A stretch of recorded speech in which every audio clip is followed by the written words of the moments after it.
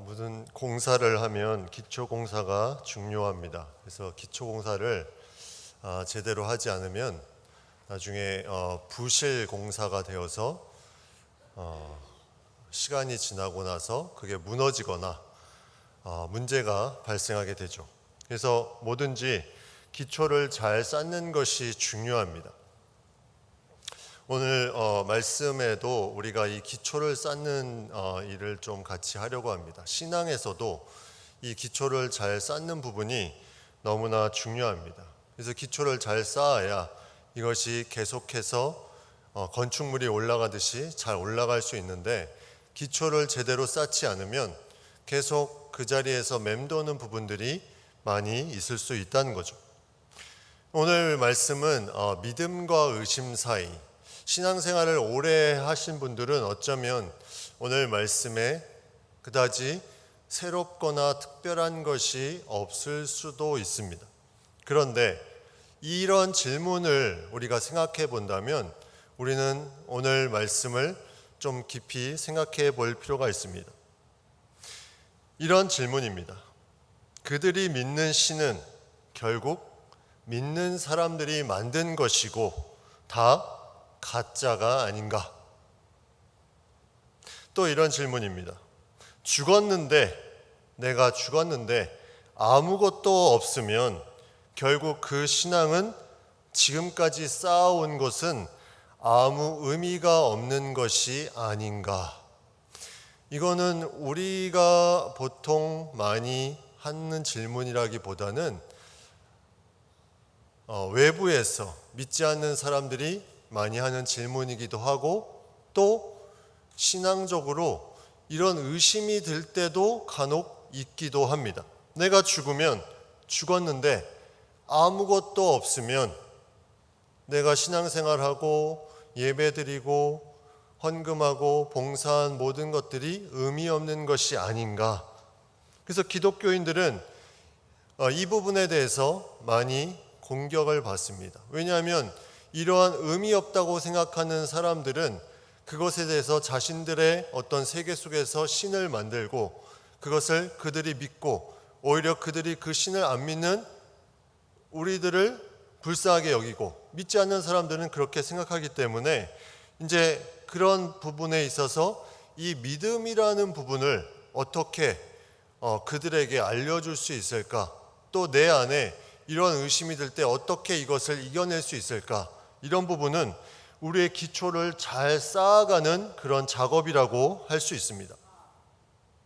최근에 기사 중에 여러분도 다 봤겠지만 8월 1일에 알카에다의 그 지휘자, 그러니까 대표자가 미군의 드론 공격에 사살되는 뉴스를 접하게 되었습니다. 그는 빈 라덴의 후계자이면서 9.11 테러 설계에 가담했던 사람이죠. 이런 테러를 행하는 사람들을 보면, 그것도 자폭 테러까지 하는 세계의 뉴스들을 보면 왜 이러한 일들이 일어나는 것일까? 그들이 무엇을 믿기 때문에 그렇게 자신의 젊은 목숨을 바치면서 그렇게 테러를 하는 것인가? 거기에는 그들이 믿는 중요한 것이 있는 거죠. 그들이 믿는 것은 내가 이것을 통해서 내가 가고자 하는 그 곳에 갈 수 있고, 그것이 복을 누리는 길이라는 그들 나름대로의 믿음이 있기 때문입니다. 그것은 교육을 받아서 그럴 수도 있고, 어떤 사상의 어떤 교육과 어떤 훈련을 통해서 그렇게 될 수가 있습니다. 근데 이거는 꼭 그 테러에 관련된 사람뿐만이 아니라 다른 종교, 또 이단도 마찬가지입니다. 그들 나름대로 믿게 하는 무언가가 있다는 거죠. 그렇다면 기독교는 어떤 것인가? 믿지 않는 사람들의 눈에는 기독교도 그들이 보기에는 별 차이가 없다는 시각으로 본다는 거죠. 여기에 이제 우리가 중요한 부분을 좀 얘기할 필요가 있습니다. 만약에 그것이 정말 그들이 말하는 것처럼 의미 없다는 그런 생각으로 계속해서 그들이 생각하게 된다면 우리는 그들에게 무엇을 보여줄 수 있을까? 어떻게 이것을 증명해 줄 수 있을까? 이 믿음이라는 것, 어떻게 그러한 의심이 있고 아무 의미가 없다고 말하는 사람들에게 이것을 말해 줄 수 있을까? 이것은 중요한 부분입니다. 최근에 한 분이 영상을 보내주셨는데 그 영상에 이런 내용이 있었습니다. 뒷부분에 천재 수학자이자 과학자인 17세기의 그 천재 수학자인 파스칼이 이 신을 믿고 안 믿고에 대해서 그가 계산을 했다는 거죠. 계산을. 그래서 자신이 신을 믿을 때 그리고 자신이 신을 믿지 않을 때 이 두 가지를 놓고 그 다음에 정말 신이 있는 경우 신이 없는 경우 계산을 했습니다. 자신이 신을 믿을 때 신이 있는 경우는 천국에 가고 자신이 신을 믿을 때 신이 없는 경우는 그냥 아무 의미가 없는 거고 또 반대로 자신이 신을 믿지 않을 때 신이 있으면 지옥에 가는 경우 자신이 신을 믿지 않는데 신이 없으면 아무 의미가 없다. 그래서 파스칼은 이런 결론을 내렸다는 거죠. 내가 믿는 것이 믿지 않는 것보다 훨씬 유리하겠다. 왜냐하면 그렇게 하면 본전 이상이 되니까. 물론 이 세상에서 하는 모든 것 가운데는 내가 거기에 노력한 거는 약간의 손해가 있지만 거기에 대해서 어느 정도 이상을 할 수 있기 때문에 그것이 믿는 것이 더 좋다고 말을 했다는 거죠. 근데 이 파스칼은 결정적으로 하나의 오류를 그가 가지고 있습니다. 이러한 공식으로 인해서 신을 믿는다. 이 공식으로 인해서 신을 믿는 것이 좋다. 만약에 그렇게 믿을 수 있는 신이라면 그 신은 참 신이 아닐 가능성이 많다는 거죠. 왜냐하면 인간의 공식에 의해서 내가 믿어야 되겠다고 생각하는 그 신이라면 그것은 참 신이 아닐 가능성이 많다는 겁니다. 그렇다면 우리는 이 문제를 어떻게 생각해야 되는가? 여기에 무언가 우리가 증거를 대서 그러한 말을 하는 사람들을 믿게 할 수 있는가? 먼저 이러한 증거를 댈 수 있지만 먼저 말씀드리는 것은 이 증거를 대도 그러한 의심을 가진 사람들에게 제대로 먹힐지는 미지수입니다. 아무리 많은 증거를 대도 그런 의심을 가지고 있는 사람들에게 이것들이 통할지는 미지수라는 거죠. 아마도 더 큰 증거를 요구할 가능성이 많습니다. 그렇다면 우리는 한번 증거를 찾아보면 그러한 증거가 어떤 부분이 있나 먼저 한번 우리가 살펴보기를 원합니다. 첫 번째 증거는 역사적인 증거. 하나님이 살아계시다는 그 첫 번째 증거로 우리는 역사적인 증거를 볼 수 있습니다. 그 역사적인 증거로는 바로 예수 그리스도가 이 땅에 오셨고 부활하셨다는 거죠. 성경과 기독교에 관련된 모든 책들과 또 비기독교적인 저술과 또 믿지 않는 사람들의 고백을 다 합쳐보니까 이것이 역사적으로 증명이 되더라는 거죠.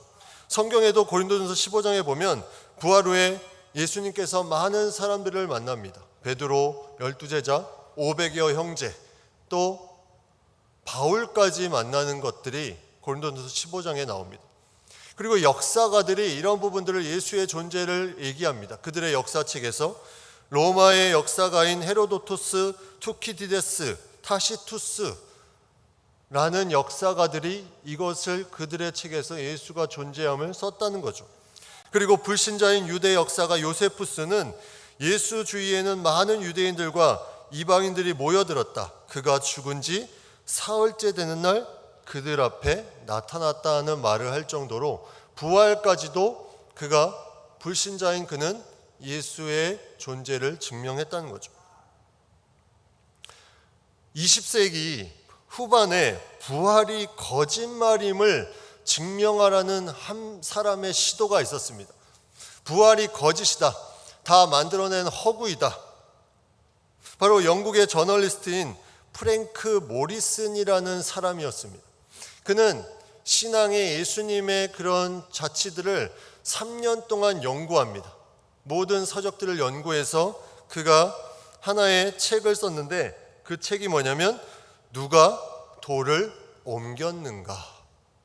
누가 돌을 옮겼는가. 근데 놀랍게도 이 책은 그가 처음에 하려고 했던 부활의 허구성을 말하는 책이 아니라 부활의 진실성을 입증하는 책이 되었습니다. 그는 서문에 이렇게 말합니다. 이 책은 순수한 사실적 힘에 의해 처음 시도했던 내용을 포기하고 다른 것을 쓰게 된 내적 이야기, 즉 하나의 고백록이다. 처음 시도했던 것이 무엇입니까? 그는 부활의 허구성을 쓰려고 했는데 그가 3년여간의 증거를 모으고 조사하니까 이것은 허구가 아니라 진실이다. 그래서 그것을 바꿔서 진실된 부활에 대해서 썼다는 거죠. 계속해서 그는 말합니다. 이것은 순간적인 영감이나 통찰력에 의해서 갑자기 변한 것이 아니라 사실 자체의 경고성에 의하여 거의 감지할 수 없을 만큼 서서히 변화한 것이다. 그는 이 책의 뒷부분에 예수님의 그런 7일간의 흔적 가운데 예수님의 부활에 대한 잘못된 가설, 그 당시에 있었던 가설들이 여러 가지가 있었는데 그 부활을 믿지 않게 하려는 가설들을 하나하나씩 조목조목 반박합니다. 논리적으로. 그리고 이 모든 것을 통해서 부활은 사실인 것을 그가 나타나게 되죠.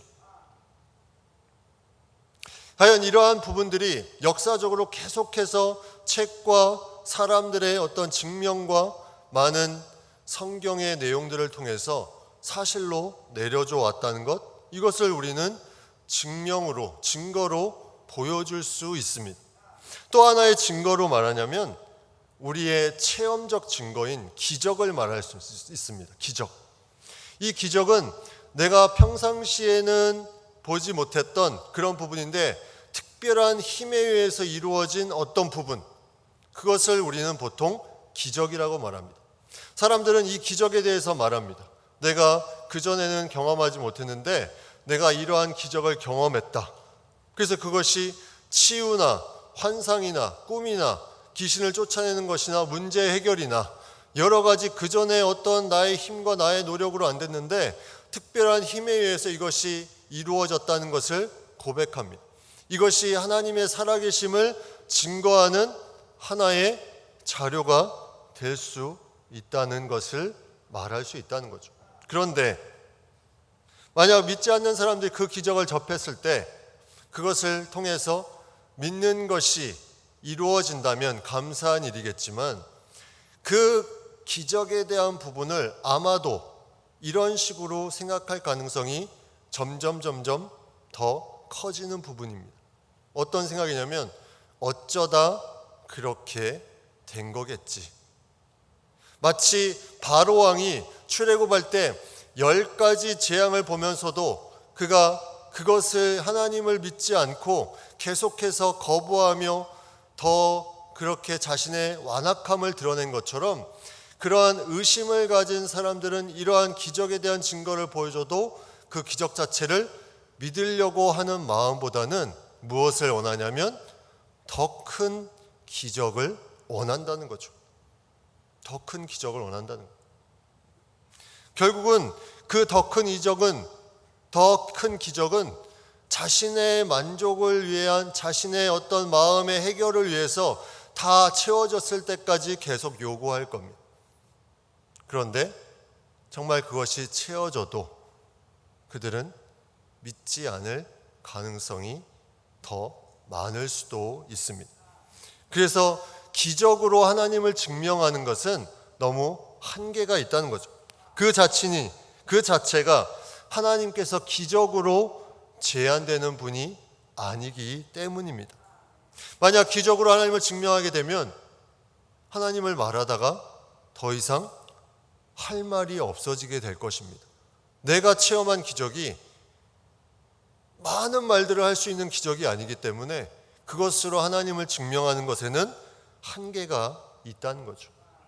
세 번째 하나님을 증명할 수 있는 부분들이 있습니다. 그건 뭐냐면 삶의 변화입니다. 삶의 변화. 내 삶을 봐라. 내가 예전에 이러한 삶이 아니었냐? 근데 지금은 달라지지 않았냐? 내가 교회도 꾸준히 나가고 성경도 보고 내가 하는 부분들을 너희가 봐라. 그러면 이것이 그냥 된 것처럼 느껴지느냐? 이거는 무언가 뒤에 신이 있다는 증거 아니겠느냐 하면서 말할 수 있다는 거죠. 인간적인 호소를 합니다. 그런데 이러한 삶의 변화는 다른 종교에도 도덕적인 부분에도 다 이루어질 수 있다는 부분들을 그들은 생각하게 된다는 거죠. 그렇다면 이런 역사적인 예수의 증거, 또한 체험적인 기적의 증거, 삶의 증거, 이것으로 인해서 믿는 사람도 있겠지만 오히려 더 큰 증거, 또 다른 무언가를 요구하는 사람들이 더 많을 것이라는 생각을 우리가 해보게 됩니다. 결론은 믿음의 증거를 대라는 그 요구를 우리는 다 채워줄 수 없다는 거죠. 너희가 믿는 그 신앙이 너희가 만들어낸 것이 아니냐, 너희가 죽으면 아무것도 없는 의미 없는 것이 아니냐, 이것을 증명해 주기 위해서 우리가 아무리 노력을 한들 그 사람들의 의심을 우리는 채워줄 수 없다는 것입니다. 왜냐하면 이 믿음은 사실로 이루어지는 것이 아니기 때문이죠.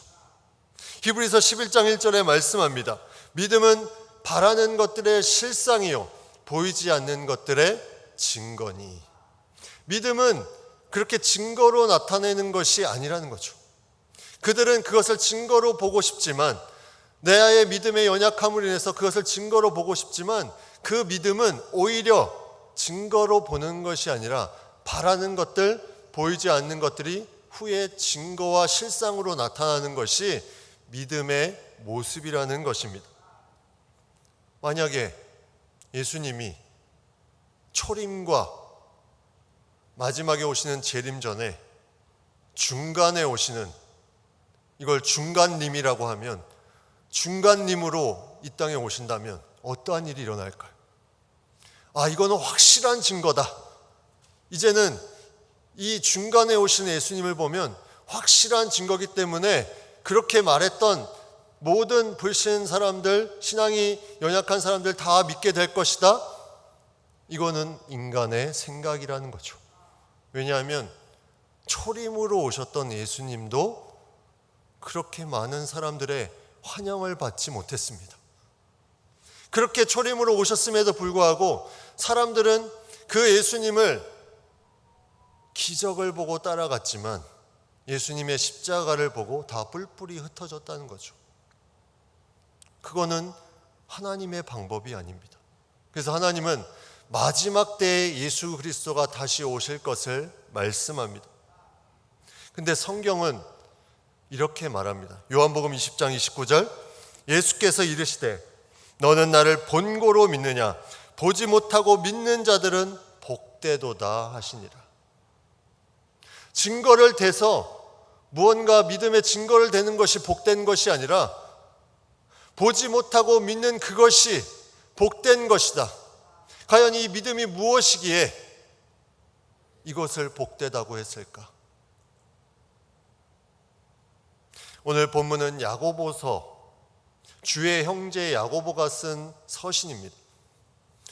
12제자 중에 한 사람인 야고보는 순교를 당하고, 이 주의 형제 야고보는 나와 있지는 않지만 아마도 예수님의 부활하신 후에 예수님을 만나고 베드로처럼 그가 다시 하나님께 가까이 나아가는, 바울처럼 그가 회심한 부분으로 제자의 삶을 살았던 그런 삶의 모습을 가진 제자의 삶을 산 인물로 우리가 생각이 됩니다.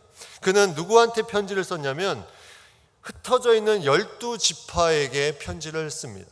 그 당시 박해를 받고 있는 12지파, 흩어져 있는 모든 지파에게, 유대인들에게 이 편지를 씁니다. 그래서 마태복음이 유대인들을 향한 복음서라면 이 야고보서는 유대인들을 향한 서신서입니다. 이 야고보는 그들에게 이 믿음의 시련, 이 시험들을 잘 이겨내기 위해서 서신을 씁니다. 그래서 무슨 말을 하냐면 오늘 4절에 보면 이렇게 말합니다. 인내를 온전히 이루라. 이는 너희로 온전하고 구비하여 조금도 부족함이 없게 하려 함이라. 그들에게 믿음의 시련이 있었습니다. 우리에게도 믿음의 시련이 있습니다.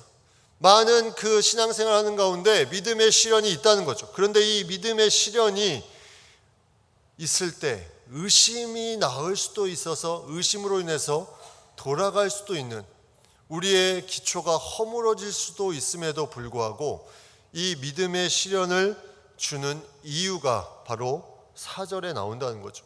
인내를 온전히 이루라. 이 믿음을 통해서 인내하라는 거죠. 그러면 이는 너희로 온전하고 구비하여 조금도 부족함이 없게 하려 함이라.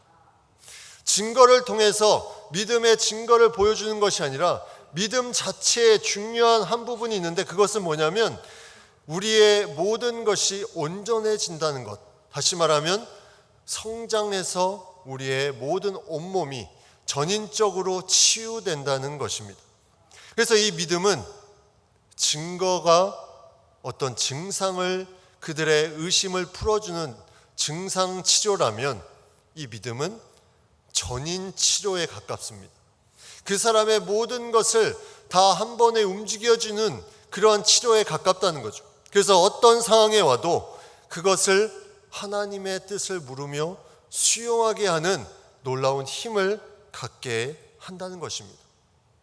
이 영적인 온전함을 이루기 위해서 이 야고보 제자는 그 계속해서 말합니다. 5절에 보면 이 영적 온전함을 이루기 위해서 지혜가 필요하다고 합니다. 지혜. 그냥 이것이 온전해지는 것이 아니라 지혜가 필요하다. 이 믿음에 하나님이 주시는 지혜로 그것을 이겨낼 수 있음을 말하고 있다는 거죠. 그리고 그 지혜를 구할 때 다시 믿음으로 구하라고 말합니다. 6절 말씀에 오직 믿음으로 구하고 조금도 의심하지 말라. 의심하는 자는 마치 바람에 밀려 요동하는 바다 물결 같으니. 야고보서는 우리가 행함을 강조하는 서신으로 알고 있습니다. 행함. 그런데 야고보서를 자세히 보면 계속해서 믿음에 대한 부분을 강조합니다. 믿음으로 구하고 믿음의 시련을 잘 이겨내고 계속해서 믿음에 대한 부분들을 강조합니다. 6절에 나와 있는 믿다의 반대말은 의심하다라는 것을 우리가 생각해 보게 됩니다. 근데 이 의심하다에 신약 성경에서 종종 사용되는 다른 뜻이 있는데, 그건 뭐냐면 판단하다, 논쟁하다, 이런 뜻이 있습니다. 다시 말하면 의심한다는 것은 하나님의 말씀을 그대로 받아들이지 못하고 판단하고 논쟁하고 싶어하는 마음, 그것이 바로 의심하는 마음이라는 거죠. 그 의심하는 마음이 들 때 그것이 흔들리는 바다 물결 같다. 흔들리는 바다 물결 같다. 내가 무언가 판단하고 논쟁하고 싶은 마음이 들 때, 하나님의 말씀에 대해서 그런 마음이 들 때 이것은 흔들리는 바다와 같은, 바다 물결 같은 그런 모습과 같다. 그래서 믿음에 우리에게 주시는 그 놀라운 장점이 또 하나 있는데, 이것은 뭐냐면 하나님을 의지하며 흔들리지 않는 삶을 살게 해주신다는 거죠. 기적은 그 순간에, 기적을 보는 순간 내가 그것을 믿는 것처럼 생각됩니다. 마치 마술사가 마술을 행하면 그 마술을 믿는 것처럼. 얼마나 신기합니까? 마술을 보면. 근데 우리는 그 마술을 보고 그 마술을 믿지 마술사를 믿으려고 하지 않습니다. 마찬가지로 기적만을 보고 사람들은 이 기적으로 하나님을 믿는 것이 아니라 그 기적 자체만을 생각하게 된다는 거죠. 그런데 믿음은 다릅니다. 믿음은 그 모든 기적의 어떤 한 부분이 아니라 하나님을 의지하며 흔들리지 않는 그 기적 너머의 존재에 대한 우리의 마음의 중심을 가지고 갈 수 있다는 거죠. 왜냐하면 믿음은 우리의 생각과 우리의 어떤 결단이 아니라 성령의 역사로 이루어지는 것이기 때문에, 그것은 변함이 없는 것이기 때문에 전적으로 하나님을 의지하는 가운데 우리가 흔들리지 않을 수 있는 중요한 중심이 그 가운데 있게 된다는 거죠. 최근에 우리 성도님들하고 독서 토론을 하는 시간을 계속 갖습니다. 그 책이 뭐냐면 20세기 기독교 명저 1위라고 불리는 순전한 기독교라는 책입니다. C.S. 루이스가 이 책을 썼는데 그는 거기에서 이런 얘기를 합니다. 왜 선악과를 두셨을까? 하나님은 인간의 연약함을 알아서 그 선악과를 인간이 따먹을 수 있는 위험성이 있음에도, 그 죄인이 되는 위험성이 있음에도 왜 선악과를 그렇게 두셨을까? 그런데 이 C.S. 루이스는 이 책에서 이렇게 말합니다. 그 위험성보다 더 가치 있는 것이 있기 때문에 하나님께서 허락하신 것이다. 이게 무슨 의미일까요? 과연 더 가치 있는 것이 무엇일까? 그 선악과를 따먹는 위험성보다 더 가치 있는 것이 있기 때문에 하나님이 그 선악과를 두신 것이다. 그 더 가치 있는 것은 바로 그 선악과를 통해서 하나님을 의지하는 마음으로 어떤 기계적인 삶이 아니라 자발적으로 기뻐하는 삶을 살 수 있도록 그렇게 해 주신다는 거죠. 하나님은 충분히 인간에게 모든 것을 복종시킬 수 있는 능력이 있습니다. 그럼에도 불구하고 자유의지라는 것을 주셔서 이 선악과를 따먹을 수 있는 위험성이 있음에도 그렇게 두신 것은 너희가 그러한 삶이 아니라 내가 너에게 원하는 삶은 믿음으로 하나님을 의지하며 그 선악과를 바라보는 가운데 하나님을 의지하며 너희가 기쁨으로 나의 모든 것을 따라오기를 바라는 그 마음이 있다는 거죠. 그래서 이 믿음의 장점 세 번째는 바로 자발적인, 적극적인 동역자로 너희가 살게 하기 위한 것이랍니다. 그것을 오늘 8절에 이렇게 말씀하고 있습니다. 두 마음을 품어 모든 일에 정함이 없는 자로다. 두 마음이 있으면 같이 동역할 수가 있습니까? 의심하면 두 마음을 품는 것인데 그것은 하나님과 동역할 수 있는 관계가 될 수 없습니다. 그래서 두 마음을 품으면 우리가 적극적인 자발적인 동역자가 될 수 없다는 거죠. 믿음을 주신 것은 하나님께서 이것을 통해서 너희가 하나님의 뜻 가운데 적극적으로 자발적인 동역의 삶을 살라고 우리에게 주신 거죠. 이 눈에 아무 증거 아니 배워도, 이 귀에 아무 소리가 아니 들려도 믿음만을 가지고서 늘 걸을 수 있는, 하나님과 동역하며 나아갈 수 있는 그 길을 믿음이라는 것을 통해서 이것을 허락해 주셨다는 겁니다. 그래서 이 믿음은 놀라운 것입니다. 성경에 보면 겨자씨 안 할 만한 믿음이 있으면 이 산을 들어서 저 산으로 저기로 옮겨지리라 할 수 있다는 거죠. 그만큼 온전한 믿음은 어렵다는 겁니다. 성경의 인물들을 보면 아브라함을 보십시오. 아브라함이 믿음의 사람, 믿음의 조상이라고 말합니다. 근데 정말 그는 믿음의 조상다웠습니까? 그는 100세에 그의 아내 90세에 아들이 있을 것이라 했을 때 웃었다 이렇게 나와 있습니다. 웃었다. 하나님의 말씀을 비웃었다는 거예요. 의심이 있었습니다. 근데 아브라함이 왜 믿음의 조상이 됐습니까? 아브라함이 그 순간에 하나님의 그 말씀에 대해서, 자신의 모습에 대해서 의심이 들었지만 그는 변치 않는 한 가지가 있었습니다. 그거는 바로 하나님의 존재였어요. 하나님의 존재는 그의 마음속엔 변하지 않았습니다.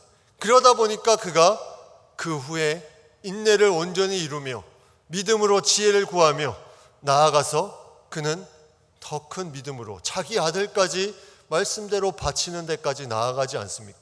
갈 바를 알지 못하지만 나아가는 그 믿음의 사람이 되지 않습니까? 결국 이 믿음은 우리의 연약한 의심을 아시면서도 하나님께서 계속해서 이것을 성장하기 위해서 그 가운데 기쁨과 즐거움과 적극적인 동역을 하는 동역자로 삼아주시기 위해서 우리에게 주셨다는 거죠. 중요한 것은 방향성입니다. 방향성. 오늘 본문에 보면 요동하는 바다 물결 같다. 의심하는 자. 우리가 의심하지 않을 수는 없습니다. 그러나 이 방향성만큼은 아무리 배가 흔들려도, 물결이 흔들려도 방향성만은 하나님께 고정시키면 그 가운데 의심했던 부분들이 그 믿음으로 하나둘씩 해결해 나아갈 수 있다는 겁니다. 돌아가면 끝입니다. 돌아가면 출애굽 백성들이 돌아가려고 해서 그들은 심판을 받았습니다. 돌아가려고 하면 방향을 바꿔버리면 그 믿음은 다시 처음으로 돌아갑니다. 그래서 우리는 기초를 잘 쌓아야 되는 거죠. 이 믿음의 기초, 이것은 계속해서 방향성을 잃지 않는 것입니다. 보지 않고 믿는 것이 복되다. 증거가 필요 없다는 말이 아니라 이 증거보다도 내가 이러한 믿음을 가지고 나아가는 부분들이 증거를 대는 그 노력보다 훨씬 더 중요함을 우리에게 말씀해 주고 있습니다. 우리는 어쩌면 이 세상에 믿음과 의심 사이에 살고 있습니다. 많은 의심하는 사람들, 또 내 안에 일어나는 의심들 가운데 믿음의 삶을 어떻게 살아가느냐, 이 삶을 계속해서 살아가고 있습니다. 나의 방향성을 제대로 맞추지 않으면 우리는 그 풍랑에 나의 방향성이 흔들릴 수도 있는 어려운 시기. 그러나 그럼에도 하나님이 이 믿음을 통해서 나아가라고 하신 것은 증거가 아닌, 보이는 것이 아닌 이 믿음을 통해서 나아가라고 하신 것은 그 안에 놀라운 하나님의 은혜, 그 안에 하나님의 놀라운 역사, 우리의 모든 것이 온전해지고 또 전적으로 하나님을 의지하는 가운데 즐거움을 누리고 또 하나님과 적극적인 자발적인 동역자가 되는 삶을 살게 하기 위해서 이 믿음을 우리에게 허락해 주셨다는 것입니다.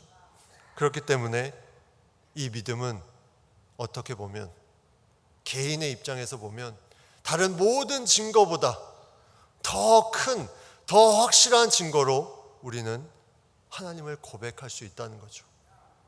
이것은 너무나 소중합니다. 우리가 이 믿음으로 이 세상에 아무리 의심으로 우리에게 다가온다 할지라도 믿음만을 가지고 늘 걸어가는 우리 모든 성도님들 다 되기를 간절히 바랍니다. 기도하겠습니다. 하나님, 우리가 사는 삶이 믿음을 증명하려는 삶이 아니라 믿음에 감사하며 이 믿음을 잘 누리며 하나님께서 이 믿음을 주신 이유를 생각하며 온전해지고 우리의 모든 것이 변화되며 하나님과 동역하며 하나님을 잘 의지하며 나아가는 우리의 삶이 되게 하여 주시옵소서. 예수님의 이름으로 기도드립니다. 아멘.